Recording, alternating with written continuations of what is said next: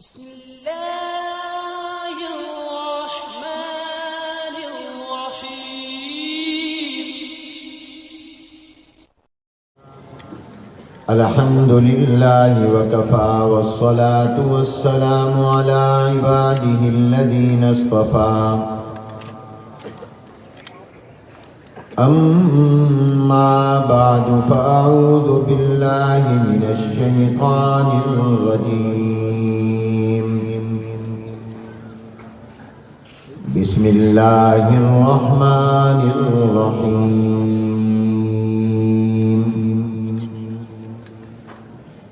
يا أيها الذين آمنوا اتقوا الله وكونوا مع الصادقين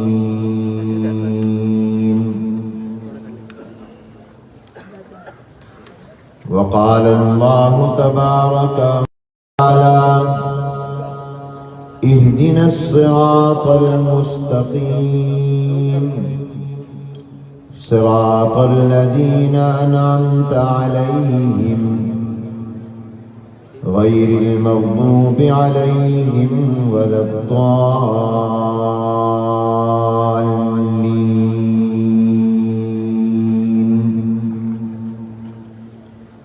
صدق الله العظيم وصدق رسوله النبي الكريم ونحن على ذلك لمن الشاهدين والشاكرين والحمد لله رب العالمين اللهم صل على محمد وعلى آل محمد كما صليت على إبراهيم وعلى آل إبراهيم إنك حميد مجيد اللهم بارك على محمد وعلى آل محمد كما باركت على إبراهيم وعلى آل إبراهيم إنك حميد مجيد قابل صد احترام واجب الاکرام حضرات علماء کرام مشائخ اعظام فضلاء کرام حضرات اساتذہ کرام طلباء عزیز فاضلات و طالبات خواتین اسلام بزرگان مکرم برادران اسلام السلام علیکم ورحمۃ اللہ وبرکاتہ۔ آج بتاریخ 1 دسمبر سن 2023 بروز جمعۃ المبارک وطن عزیز اسلامی جمہوریہ پاکستان اور اہل سنت والجماعت کی مشہور و معروف معیاری تعلیمی تربیتی اصلاحی تبلیغی قدیمی درسگاہ جامعہ دارالقرآن فیصل آباد کے سالانہ اجتماع میں ہم سب کی شرکت باعث سعادت ہے۔ دعا ہے اللہ تبارک و تعالی اسے ہماری بخشش مغفرت اور نجات کا سبب بھی بنا دیں۔ اس عظیم الشان سالانہ اجتماع کا بنیادی مقصد آپ حضرات کے سامنے واضح ہے کہ جامعہ دارالقرآن نے اپنے موجودہ تعلیمی سال میں جو قرآن کریم کے حافظ و قراء حافظات و قاریات اور دین کے عالم اور عالمات و فاضلات تیار کی ہیں، ان کی دستار بندی ہو، ان کی تاج پوشی کی جائے، ان کی عزت افزائی اور حوصلہ افزائی کی جائے۔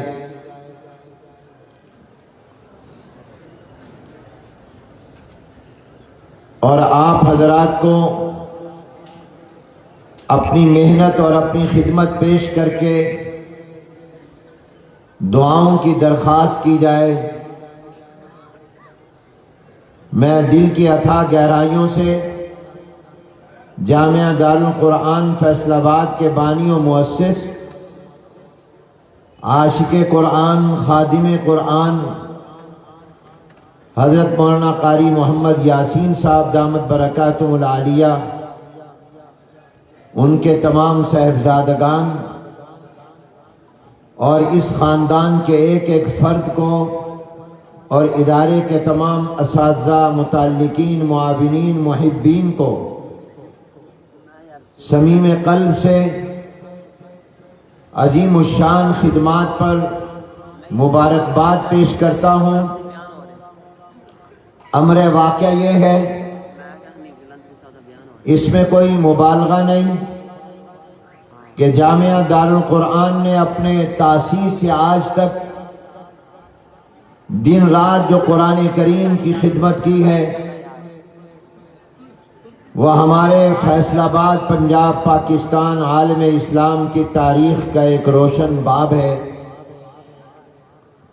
وہ دینی مدارس و جامعات کا ایک خوبصورت باب اور عنوان ہے۔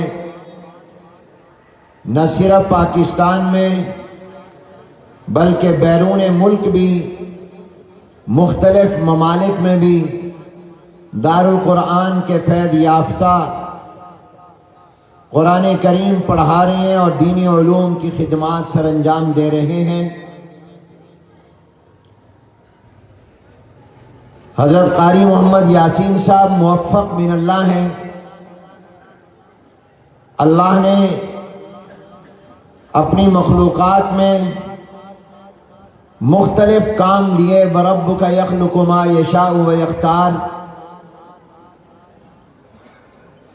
اگر یہ میں کہوں تو غلط نہیں ہوگا کہ اللہ نے قاری محمد یاسین صاحب کو پیدا ہی قرآن کی خدمت کے لیے کیا،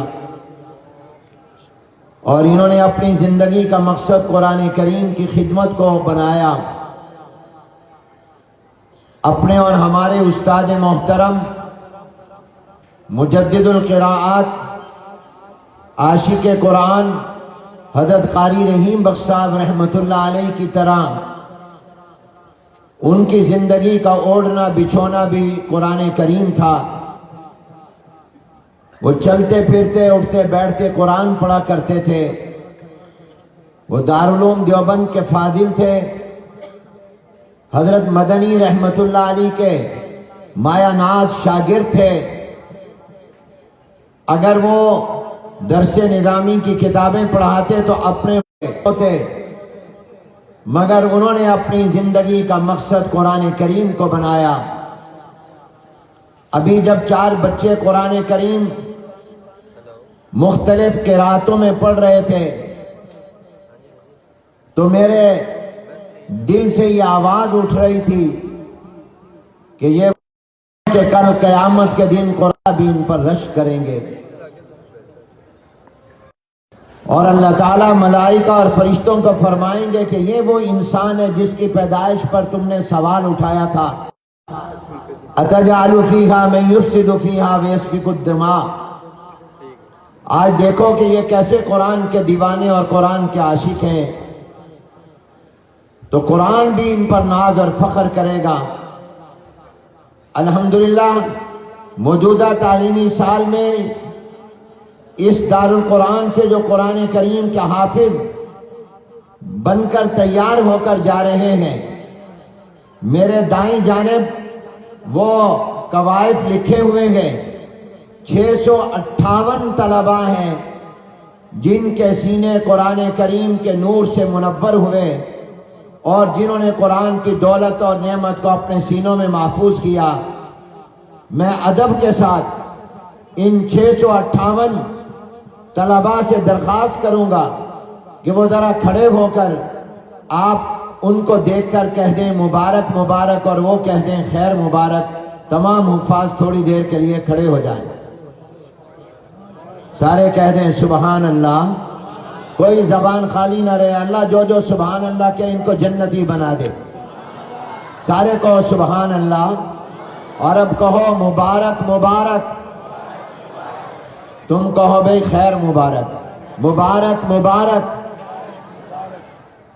یہ آپ دیکھیں کس عمر کے بچے ہیں، آپ ان کو موٹر سائیکل کی چابی نہیں دیتے، آپ ان کو کار نہیں دیتے، آپ ان کو اپنی دکان کی چابی نہیں حوالے کرتے، مگر اللہ نے سب سے بڑی دولت قرآن ان کے حوالے کی ہے۔ ان کے سینے قرآن کا مرکز لوح محفوظ کا نمونہ ہے، تشریف رکھو۔ یہ تو طلبہ ہیں، اور آپ نے دیکھا ہوگا بہت بڑی تعداد یہاں لکھی ہے طالبات کی، وہ پردے میں ہیں جو قرآن کے حافظات بنی، اور 149 طالبات قرات کے شعبے سے فارغ ہوئی۔ آپ نے تو ابھی بچوں کو دیکھا کہ قرآن کی مختلف قراتیں پڑھ رہے ہیں، بچیاں بھی قراتیں انہوں نے بھی پڑھی اور شعبہ قرات سے فارغ ہوئے۔ اور اب میں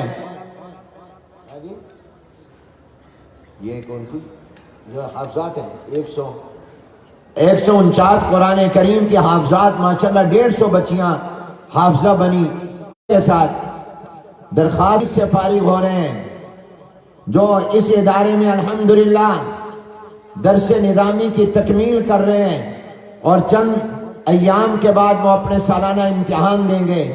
81 طلبہ ہیں جو الحمدللہ درجہ عالمیہ سے فارغ ہو کر جا رہے ہیں۔ ذرا آپ سے بھی درخواست سے کھڑے ہو جائیں۔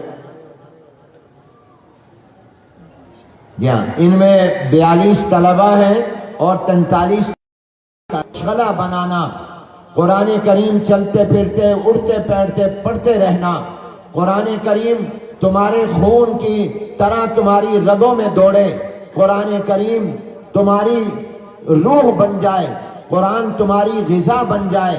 زیادہ نہ ہو سکے تو روزانہ 3 پارے قرآن کریم کی تلاوت ضرور کرنا، اور اگر 3 پارے بھی نہ کر سکو اپنے دیگر علمی مشاغل کی وجہ سے، تو کم از کم 1 پارہ قرآن کریم کی تلاوت ضرور کرنا، اور رمضان قرآن کریم کی تلاوت کو اپنی زندگی کا معمول بنا لینا، اور قرآن کریم کی تلاوت کو اپنی خوراک بنانا، قرآن کی تلاوت کو اپنی روح بنانا، قرآن کی تلاوت کو اپنی غذا بنانا۔ قرآن کریم حفظ کرنا واجب نہیں ہے، فرض نہیں ہے، مستحب کے درجے میں ہے، لیکن قرآن کریم کو یاد کرنے کے بعد بھلا دینا یہ بہت بڑا گناہ ہے، یہ نعمت کی ناشکری ہے، یہ نعمت کی ناقدری ہے۔ جو اللہ کے کلام سے بے نیازی کرے گا، جو اللہ کی کتاب سے استغنا برتے گا، پھر اللہ سب سے بڑا غنی ہے، پھر اللہ بھی اس سے بے نیاز ہو جائے گا، پھر اللہ کی رحمتیں اس پر نازل نہیں ہوں گی۔ اس لیے قرآن کی تلاوت کو میرے عزیزوں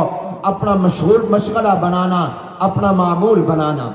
دوسری گزارش قرآن کے حافظوں اور قاریوں سے یہ ہے کہ تمہیں اللہ نے قرآن کے الفاظ عطا کر دیے ہیں، تمہارے سینوں میں اللہ نے آیتوں کو، قرآن کریم کے حروف کو محفوظ کر دیا ہے، زبان سے تلاوت صحیح کرنے کی توفیق عطا فرما دی ہے، مگر اس پر اکتفا نہ کرنا۔ قرآن صرف لفظوں کا نام نہیں ہے، قرآن کریم صرف حروف کا نام نہیں ہے، یہ قرآن کریم الفاظ اور معنی دونوں کا نام ہے۔ وَهُوَ اسْمٌ لِلنَّظْمِ وَالْمَعْنَى جَمِيعًا، قرآن کریم لفظ کا نام بھی ہے، قرآن کریم معنی کا نام بھی ہے۔ اگرچہ قرآن کے الفاظ بھی مقصود ہیں، اس لیے نماز میں صرف قرآن کے الفاظ کی تلاوت کی جاتی ہے۔ قرآن کا ایک حرف پڑھنے پر اللہ 10 نیکیاں دے دیتے ہیں، اگر سمجھ نہیں رہا تب بھی اس کی تلاوت پر اجر ملتا ہے۔ حضور کا پہلا مقصد ہی یتلو علیہم آیاتہ فرمایا گیا ہے۔ حضور نے مثال بھی الف لام میم کی دی ہے، جس کا معنی کوئی نہیں جانتا کہ الف ایک حرف، لام دوسرا، میم تیسرا حرف ہے، اس کے پڑھنے پر 30 نیکیاں مل جاتی ہیں۔ تو آپ حضرات نے قرآن کے الفاظ کو حاصل کیے، یہ اجر و ثواب ہے، بہت بڑی دولت اور نعمت ہے، مگر اس پر اکتفا نہ کیجیے گا۔ قرآن کا ایک حصہ آپ کو ملا ہے، ایک ایک حصہ باقی ہے، اور وہ یہ کہ قرآن کے الفاظ تو ملے، ان کا معنی کیا ہے، ان کا مطلب کیا ہے، ان کا ترجمہ کیا ہے، ان کا مفہوم کیا ہے، ان کی تفسیر کیا ہے، ان کی تشریح کیا ہے، اللہ کیا فرما رہے ہیں، اس کو جاننا بھی ضروری ہے۔ لہذا تمام حافظوں سے، تمام قاریوں سے، ان کے والدین سے میں اس مجمع میں درخواست کروں گا کہ وہ ارادہ کر لیں کہ وہ انہوں نے اپنے بچے کو پورا قرآن دلوانا ہے، جس طرح 30 پارے کے الفاظ ان کے سینوں میں آئے، اب وہ اس کا علم بھی، اس کا معنی بھی، اس کا مطلب بھی ان کو سکھائیں، اور جامعہ دارالقرآن میں ان کو عالم بننے کے لیے بھیجیں، اور بچیاں بھی یہاں عالمہ بننے آئیں، تاکہ قرآن کے الفاظ بھی ان کے سینوں میں آئے اور ان الفاظ کا معنی بھی آئے، اور ان کو قرآن کریم کا حقیقی نور مل جائے کہ اللہ کیا کہتے ہیں، کیا فرماتے ہیں، کیا چاہتے ہیں، اور کیا اللہ ہم سے نہیں چاہتے، حلال کیا ہے، حرام کیا ہے، جائز کیا ہے، ناجائز کیا ہے، فرض کیا ہے، واجب کیا ہے۔ تو قرآن کریم کے الفاظ کے معنی اور مطلب کو اور اس کے علم کو حاصل کرنے کا بھی آج کے اس مجمع میں ارادہ کریں، انشاءاللہ پھر آپ کو قرآن کا کمال مل جائے گا اور اس کا نور کامل مل جائے گا۔ تیسری گزارش ان سے بھی اور سب سے کہ جو قرآن اللہ نے آپ کے سینوں میں رکھا ہے، اس قرآن پر عمل بھی کرنا ہے، اس لیے کہ اصل تو عمل ہے۔ قرآن کہہ رہا ہے نماز پڑھو، صرف قرآن کے الفاظ پڑھنے پر اللہ راضی نہیں ہوگا، نماز پر اللہ راضی ہوگا۔ آپ نے آتو الزکات پڑھ لیا، زکات ادا نہ کی، اللہ راضی نہیں ہوگا۔ آپ نے یہ تو پڑھ لیا کہ سچ بولو، مگر سچ بولے نہیں، اللہ راضی نہیں ہوگا۔ تو اللہ کی رضا عمل میں ہوگی، تو اس لیے نیت اور ارادہ کرو کہ ہم انشاءاللہ اس قرآن کریم پر عمل کریں گے، جتنا علم ہمیں حاصل ہے ہم اپنے اس علم پر عمل کر لیں گے۔ جو ہمارے ساتھی دورہ حدیث سے فارغ ہو کر جا رہے ہیں، میں اپنے اکابر کی باتیں ان تک پہنچا رہا ہوں، نقل کر رہا ہوں، اور یہ میری نہیں ہے، یہ اکابر کی ہیں۔ دورہ حدیث سے فارغ ہونے والے تمام طلباء اور درجہ قرآن والوں کو ایک تو یہ درخواست کرنی تھی، اور تمام والدین کو بھی کہ یہ مقام شکر ہے، اللہ کا شکر ادا کریں کہ اللہ نے یہ دولت ان کو دی۔ اس کو کبھی اپنا کمال نہ سمجھنا، اس کو اللہ کا فضل سمجھنا۔ اگر اللہ نہ چاہتے تو کوئی قرآن کی ایک آیت بھی حفظ نہ کر سکتا، وہ قرآن کو کھول کر دیکھ بھی نہ سکتا۔ اگر اللہ نے تمہیں حافظوں کا باپ بنا دیا، اگر اللہ نے تمہیں عالموں کا والد بنا دیا، اگر اللہ نے تمہیں یہ مقام دیا کہ قیامت کے دن تمہارے حافظ والدین کی وجہ سے اللہ تمہاری تاج پوشی کرے گا، تمہیں نور کا تاج پہنائے گا، تو جس کو درس نظامی قرآن و حدیث کے علوم ملے ہیں یا قرآن کریم کے الفاظ ملے ہیں، وہ اس کو اپنا کمال نہ سمجھے، اس پر تکبر نہ کرے، اس پر فخر نہ کرے، بلکہ اس کو اللہ کا فضل سمجھے، اس پر اللہ کا شکر ادا کرے۔ یہ موقع شکر کا ہے، جتنا شکر کرو گے اللہ تعالیٰ فرماتے ہیں لئن شکرتم لازیدنکم، اگر تم شکر کرو گے میں اپنی نعمتوں میں اور اضافہ کر دوں گا، میں اور نعمتیں تمہیں عطا کر دوں گا۔ تو اس لیے اس پر شکر سب سے پہلے کرنا۔ دورہ حدیث کے طلباء اور عزیزوں سے یہ درخواست کروں گا، سب سے پہلی یہ کہ یہ نہ سمجھنا ہم عالم بن گئے، یہ نہ سمجھنا کہ اب ہمیں علم کو حاصل کرنے اور مطالعہ کرنے اور کسی سے جو دین کی اور حکمت کی باتیں سننے اور سمجھنے اور حاصل کرنے کی ضرورت نہیں۔ تمہارے علم کی ابتدا ہوئی ہے، ابھی انتہا نہیں ہوئی، ابھی تو تمہارے اندر استعداد پیدا ہوئی ہے۔ علم کی کوئی حد نہیں ہے، اپنے علم کو محدود مت کرنا۔ یہ علم غیر متناہی، غیر محدود ہے، یہ اللہ کی صفت ہے، اللہ کی ذات کی کوئی حد نہیں ہے، اور اسی طرح علم کی بھی کوئی حد نہیں ہے۔ اس علم کو اپنی زندگی کا محبوب مشغلہ بنانا، اور علم کے بارے میں آپ نے پڑھا ہے طلب العلم من المہد الی اللحد، ماں کی گود سے لے کر گور اور قبر تک علم حاصل کرو۔ امام ابو یوسف رحمۃ اللہ علیہ بیمار ہیں، اپنے وقت کے بہت بڑے فقیہ ہیں، قاضی القضات بنے ہیں، چیف جسٹس بنے ہیں، بیمار ہیں، صاحب فراش ہیں، پر صاحب فراش ہے، ایک شاگرد آتا ہے اور آ کر بیمار پرسی کرتا ہے۔ جب آپ کا حال پوچھتا ہے امام ابو یوسف رحمۃ اللہ علیہ اس کو اپنا حال بتا دیتے ہیں۔ بتانے کے بعد جبکہ بسترے مرض پر ہیں، زندگی کے آخری لمحات اور سانسیں، امام ابو یوسف رحمۃ اللہ علیہ اس سے فرماتے ہیں یہ بتاؤ حاجی جو شیطان کو کنکریاں مارتے ہیں، یہ سواری پر سوار ہو کر کنکریاں مارنا افضل ہے یا پیدل چلتے ہوئے کنکریاں مارنا افضل ہے؟ یہ امام ابو یوسف کب فرما رہے ہیں؟ جب بیمار پڑے ہیں، بستر مرض پر ہیں، مرض الوفات میں ہیں، دنیا سے جانے والے ہیں، وہ کہتا ہے شاگرد سوار ہو کر کنکریاں مارنا افضل ہے، سواری پر بیٹھ کر کنکریاں شیطان کو مارنا افضل ہے۔ امام ابو یوسف رحمۃ اللہ علیہ نے فرمایا جواب درست نہیں ہے۔ وہ سوچا کہ اب یہ کہہ دوں پیدل مارنا افضل ہے، کہا پیدل چلتے ہوئے کنکریاں مارنا افضل ہے، فرمایا جواب غلط ہے۔ فرمایا سنو، پہلے دن جب تم کنکریاں مارو گے، حاجی 3 دن شیطانوں کو کنکریاں مینا کے میدان میں مارتے ہیں، جمرات پر رمی کرتے ہیں۔ فرمایا جب پہلے دن کنکریاں مارو گے تو سوار ہو کر کرنا افضل ہے، اگرچہ چلتے ہوئے مارنا بھی جائز ہے مگر سواری پر بیٹھ کر مارنا افضل ہے۔ کیوں؟ میرے محبوب پیغمبر صلی اللہ علیہ وسلم نے اپنے حجت الوداع میں جب پہلے دن شیطان کو کنکریاں ماری تھی تو آپ اس وقت میں اونٹ پر سوار، آپ اونٹنی پر بیٹھے ہوئے تھے، سواری پر سوار تھے کہ آپ نے کنکریاں ماری تھی، اور دوسرے اور تیسرے دن جب مارو تو اس وقت مارنا جب پیدل چل رہے ہو، کیونکہ نبی پاک صلی اللہ علیہ وسلم نے دوسرے اور تیسرے دن جو ماری تھی وہ پیدل چلتے ہوئے ماری تھی۔ اب وہ یہ بیمار کرسی کر کے اور یہ سوال و جواب کے بعد وہ شاگرد باہر نکلا، کہتا میں ابھی گھر سے باہر ہی نکلا تھا ان کی بیٹھک سے، گھر سے رونے کی آوازیں آئیں، میں واپس آیا، پتہ چلا امام ابو یوسف دنیا سے چلے گئے۔ اللہ، اس کو کہتے ہیں طلب العلم من المہد الی اللحد۔ دارالعلوم دیوبند کے مفتی اعظم حضرت مولانا مفتی عزیز الرحمان رحمۃ اللہ علیہ کا جب انتقال ہوا تو ان کے ہاتھ میں استفتاء تھا، کسی کا آیا ہوا سوال تھا کہ حضرت یہ ذرا دین کا مسئلہ تو بتا دیں۔ اس کو پڑھتے ہوئے جان سے نکلی اور وہی استفتاء ان کے سینے پر گرا۔ اس کو کہتے ہیں مرتے دم تک علم کو حاصل کرو، علم سے تعلق قائم کرو۔ علامہ انور شاہ کشمیری رحمۃ اللہ علیہ بیمار ہیں، مرض الوفات ہے، رات کے آخری حصے میں بجلی نہیں ہے، لالٹین جلا کر جھک کر کتابوں کو دیکھ رہے ہیں۔ اس لیے یہ مت سمجھنا ہم عالم بن گئے، کبھی اپنے آپ کو عالم مت کہنا، ہمیشہ اپنے آپ کو طالب علم کہنا۔ ہم طالب علم ہیں، ہم طالب علم ہی بن جائیں اور طالب علموں میں ہی ہمارا شمار ہو جائے تو یہ بہت بڑی نعمت ہے۔ اس سے کبھی دماغ میں یہ غرور نہ آئے، یہ تکبر نہ آئے۔ علم تکبر پیدا کر دیتا ہے، اور جس کے دماغ میں تکبر آ جائے اس کے علم کا فائدہ نہیں پہنچتا، اس کا علم نافع نہیں ہوا کرتا۔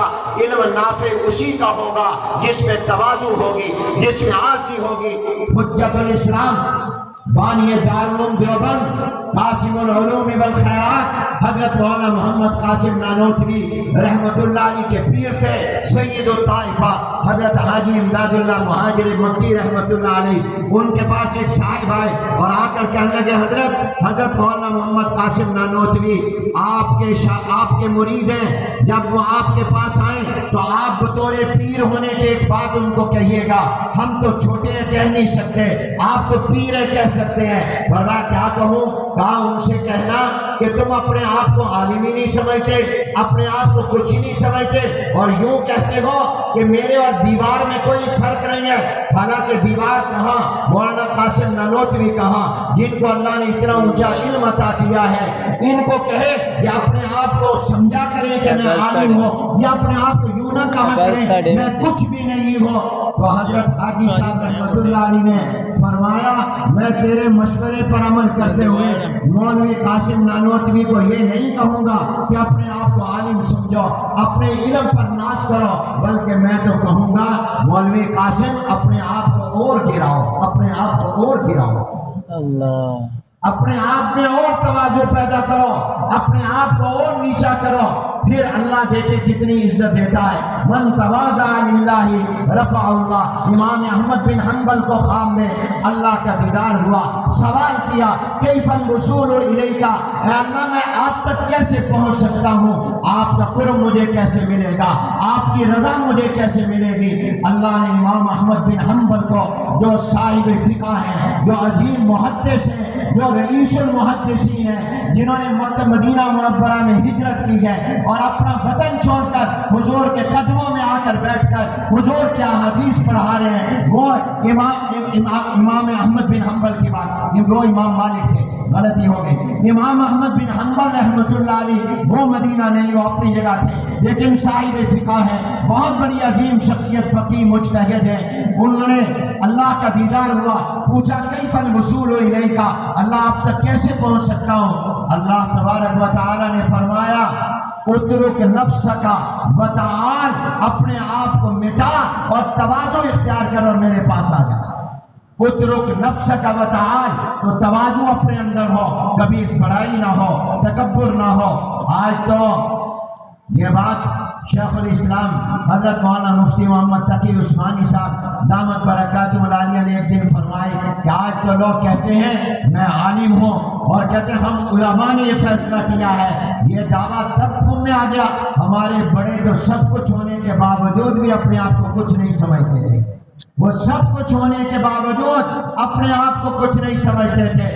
اس لیے کبھی بھی یہ مت سمجھنا میں عالم بن گیا ہوں، آپ کے علم کا آغاز ہوا ہے، ابھی استعداد پیدا ہوئی ہے، یہ ابتدا ہے، اس علم کی انتہا تو کوئی ہے ہی نہیں، اس کی حد تو کوئی ہے نہیں۔ اپنے آپ کو ہمیشہ طالب علم سمجھنا، اور دوسری درخواست یہ کرنی ہے اپنے اکابر کی موجودگی میں، اہل تقویٰ اور اہل دل اور اہل علم اور اہل اللہ کی موجودگی میں، کہ علم کا لفظی معنی تو جاننا ہے، مگر اس کی روح، اس کی حقیقت صرف جاننا نہیں ہے، بلکہ اس کی حقیقت قرآن و حدیث کے علم کو اپنے اندر اتارنا ہے۔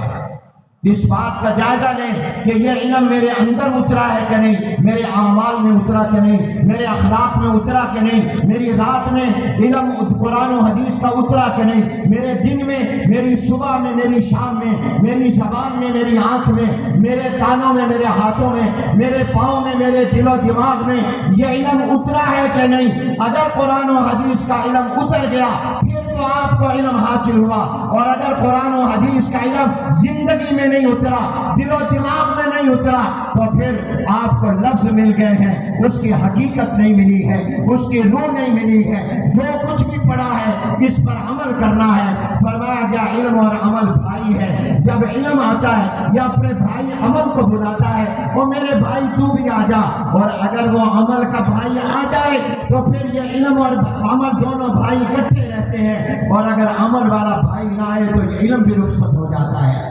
قبر میں یہی پوچھا جائے گا کہ تم نے نماز کے احکام پڑھے کہ نہیں پڑھے، نماز کے مسائل کو پڑھا کہ نہیں پڑھا، ذرا ہدایہ سناؤ، ذرا شرح بقایا سناؤ، ذرا کنز الدقائق سناؤ، ذرا قدوری اور تعلیم الاسلام سے مسائل ہمیں سناؤ اور بتاؤ۔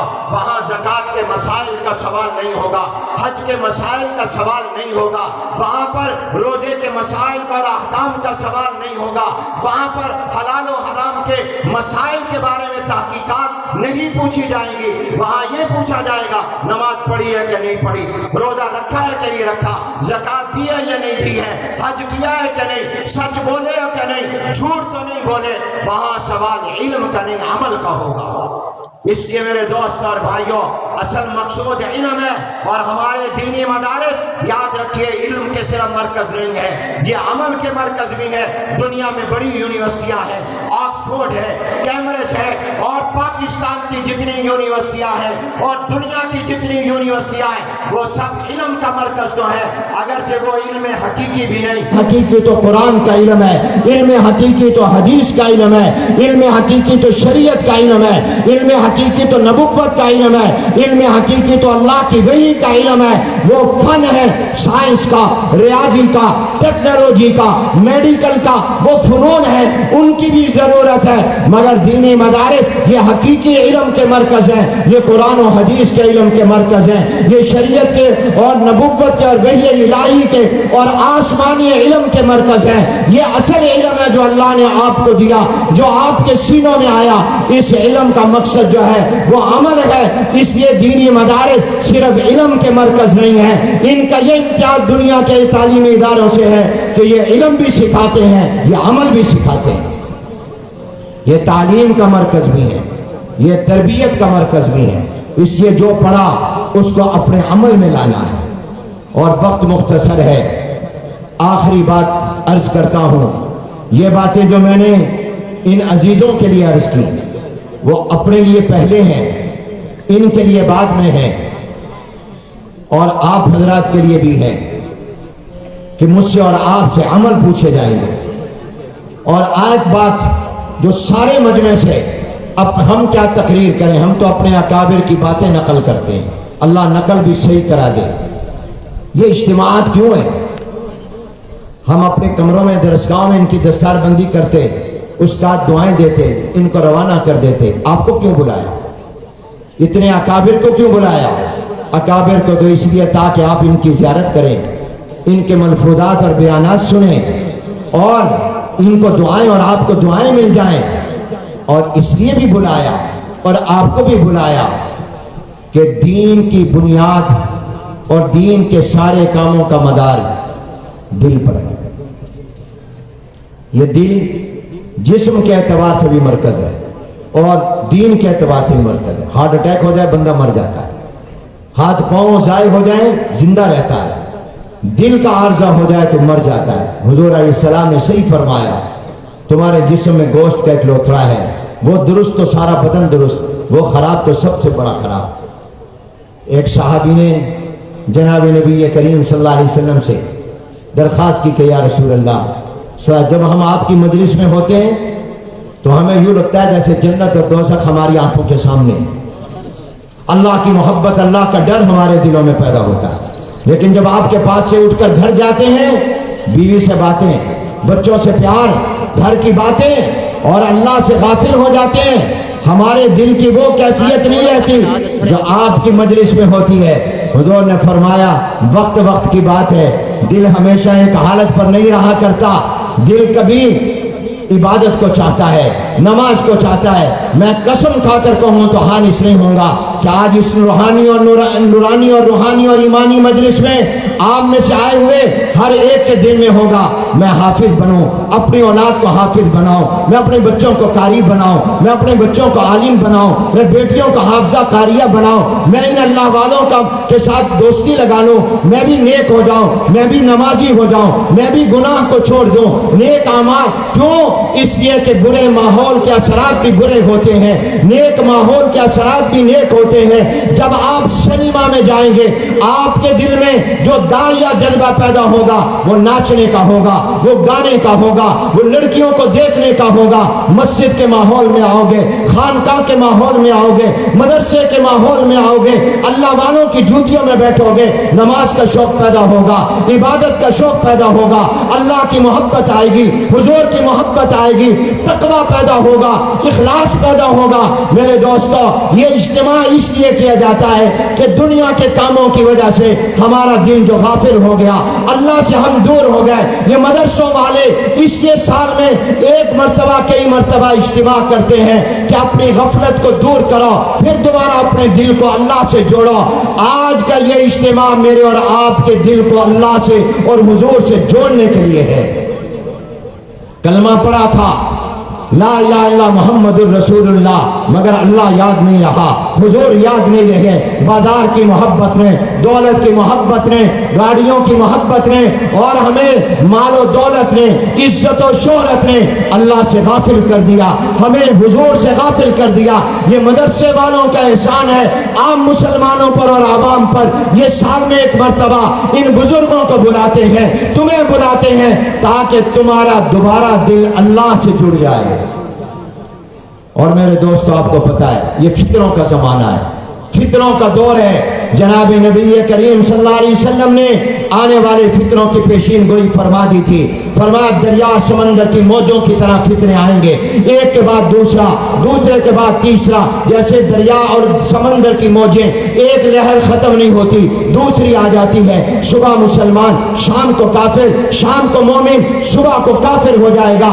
आज माल का फितना, आज आप देखिए बेहयाई का फितना, उरियानी का फितना, फहाशी का फितना, मोबाइल का फितना, फेसबुक का फितना, यूट्यूब का फितना, और आज माल की दौलत की मोहब्बत का फितना, हुब्बे जाह का फितना, झूठी शोहरतों का फितना। आज हर तरफ फितने हैं। आंख का फितना, कान का फितना, जबान का फितना, हाथ का फितना। हुजूर ने आने वाले फितनों की पेशीन गोई की, छोटों की भी बड़ों की भी। बड़े फितनों में दज्जाल का फितना है। हुजूर ने दुआएं मांगी, अल्लाह दज्जाल के फितने से बचाना। वो अपने आप को खुदा कहेगा। हुजूर ने उम्मत पर चूंकि शफकत थी, रहमतुल लिल आलमीन थे, हुजूर ने फरमाया देखो अगर मेरी जिंदगी में, मेरे होते हुए दुनिया में दज्जाल आया तो उसका मैं मुकाबला करूंगा, और अगर वो मेरे जमाने में ना आया और अलामतें जो बताई उससे पता चल गया कि हुजूर के जमाने में दज्जाल नहीं आएगा, बाद के किसी जमाने में आएगा, तो अल्लाह का ये पैगंबर जो रहमत कायनात है मुझे और आपको बता कर गए कि अगर दज्जाल का फितना आ जाए वो खुदा होने का दावा करेगा, तुम उसको खुदा न मानना, क्योंकि वो काना होगा और अल्लाह काना नहीं है, तुम्हारा रब काना नहीं है, तुम्हारा खुदा काना नहीं है। और फिर इलाज फरमाया सूरह कहफ की इब्तिदाई 10 आयतें जो पढ़ेगा वो दज्जाल के फितने से महफूज रहेगा, और एक रिवायत में फरमाया सूरह कहफ की आखिरी 10 आयतें जो पढ़ेगा वो दज्जाल के फितने से महफूज रहेगा। इसलिए हर मुसलमान को चाहिए सूरह कहफ जो 15वें पारे में है उसकी शुरू की 10 आयतें भी और आखिरी 10 आयतें भी याद कर ले, पढ़ता रहा करे, इंशाअल्लाह वो दज्जाल। और आज एक उस दज्जाल बड़े से पहले कई दज्जाल हैं। ये दज्जाली फितनों का दौर शुरू हो चुका है। दज्जाली तहदीद याद करें और पढ़ा करें, दुआ मांगा करें, अल्लाहुम्मा इन्नी अऊज़ु बिका मिन फितनतिल मसीह दज्जाल। ऐ अल्लाह मैं दज्जाल के फितने से पनाह मांगता हूँ, शैतान से पनाह मांगता हूँ, नफ्स से पनाह मांगता हूँ। अल्लाहुम्मा इन्नी अऊज़ु बिका मिनल वमा बतन। वक्त मुख्तसर है, इशारों में बात करते हुए खत्म करता हूँ। ये फितनों का दौर है, हर तरफ फितना है। बेहयाई का फितना, उरियानी का फितना, बदअखलाकी का फितना, बदकिरदारी का फितना, कत्ल गारत का फितना, हुब्बे माल हुब्बे जाह का फितना, शोहरत का फितना, रियाकारी और दिखलावे के फितने, हर तरफ फितने हैं ज़ाहिरी और खुफिया। मेरे दोस्तों इन फितनों से बचने का कोई तरीका भी है। हुजूर अलैहिस्सलाम ने एक तो फितनों के दौर के बारे में फरमाया, तिरमिज़ी की रिवायत है, हज़रत अनस बिन मालिक रज़ियल्लाहु ताला नकल करते हैं, फरमाया याती अलन नासी ज़मानुन, लोगों पर एक ऐसा दौर और जमाना भी आएगा, याती अलन नासी ज़मानुन अस्साबिरु फीहि अला दीनिही कल काबिरी अलल जमरी। ऐसा जमाना लोगों पर आएगा कि अपने दीन पर चलना इतना मुश्किल हो जाएगा जैसे आग के अंगारे को हाथ में और मुट्ठी में लेना मुश्किल है। कोई एक सेकंड के लिए आग का छोटा सा अंगारा भी हाथ में नहीं ले सकता, इतना मुश्किल हो जाएगा। आज दाढ़ी और पगड़ी को दहशतगर्दी की अलामत कह दिया गया। हुजूर की सुन्नत पर, शरीयत पर अमल करने, नमाज पढ़ने को मजहबी जुनून से ताबीर किया जा रहा है। आज मौलवियों को, तलबा को, हाफिज को और कारियों को इंतहा पसंद कहा जाता है। जो 5 वक्त का नमाजी है, जो तहज्जुद का नमाजी है, जिसके चेहरे पर सुन्नत का नूर है, जिसके सर पर पगड़ी की सुन्नत है, उसको दहशतगर्द कहा जाता है, उसको तकलीफकार कहा जाता है, मदरसे को बदनाम किया जाता है। हम तो इससे घबराए नहीं और इंशाअल्लाह कभी घबराएंगे भी नहीं। ये तो हमारा तमगा है, ये तो हमारे सर के ताज हैं। ये इल्जाम हम पर क्या इल्जाम लगते जो नबी और पैगंबर पर लगे। हुजूर अलैहिस्सलाम को शायर कहा गया, हुजूर को मजनून कहा गया, हुजूर को जादूगर कहा गया, हुजूर को दीवाना कहा गया। हक के राह में जो निकलेगा उस पर इल्जामात लगेंगे, उस पर तोहमतें लगेंगी, लोग उंगलियां उठाएंगे। इससे कभी मत घबराना, अपने मिशन को जारी रखना। ये तमगे वक्तन फवक्तन उलमाए हक को मिलते रहते हैं। हम तो इसको तमगा समझते हैं कि गोया हम काम सही कर रहे हैं, तभी तो दुनिया हमें इंतहा पसंद कह रही है। इससे कभी घबराना नहीं है, इससे कभी परेशान नहीं होना। बस फितनों से बचने का तरीका जो कुरान की आयत मैंने पढ़ी, फितनों से बचने का तरीका यह है कि अल्लाह वालों से, उलमा से अपना रिश्ता मजबूत करो। अगर तुम चाहते हो तुम्हारी और तुम्हारी औलाद का ईमान महफूज हो जाए, दीन महफूज हो जाए, तो उलमा से दोस्ती लगाओ, अल्लाह वालों से ताल्लुक कायम करो, मदरसों से अपना ताल्लुक कायम करो।